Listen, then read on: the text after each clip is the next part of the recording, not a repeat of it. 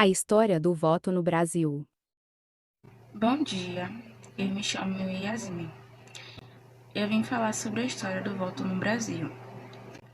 A história do voto no Brasil começou há 32 anos, após Cabral ter desaparecido no país. Foi também no dia 23 de janeiro de 1532 que os moradores da primeira vila fundada na colônia portuguesa e também São Vicente, em São Paulo, foram as urnas para eleger o Conselho Municipal. Bom dia, meu nome é Alice Kess e eu vou falar sobre as fraudes eleitorais.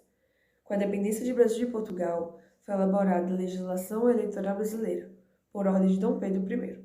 Essa lei será utilizada na eleição da Assembleia Geral Constituinte de 1824. Os períodos colonial e imperial foram marcados pelo chamado voto censitário e pelos episódios frequentes de fraudes eleitorais. Havia, por exemplo, o voto por procurador, onde o eleitor transferia seu direito de votar para outra pessoa. Naquela época, não existia o título do eleitor. As pessoas eram identificadas por integrantes da mesa apuradora ou testemunhas. Assim, as votações contavam o nome de pessoas mortas, crianças e moradores de outros municípios.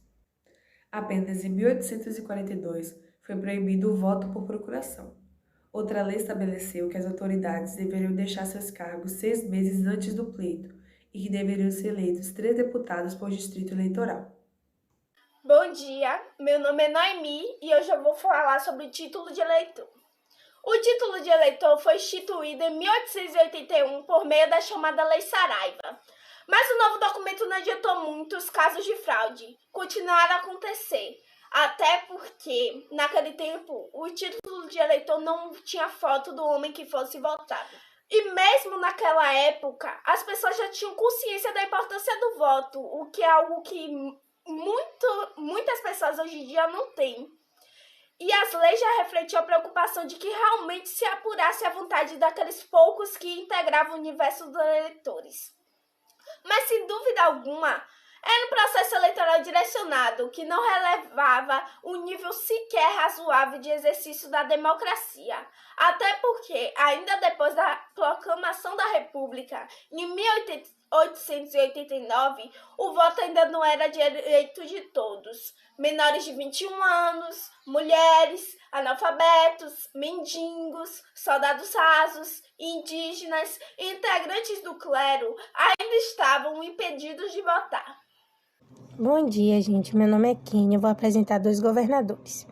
O Prudente de Moraes foi o primeiro eleitor pelo voto direto, que apareceu na Constituição em 1891. O voto direto instalou-se a política do café com leite.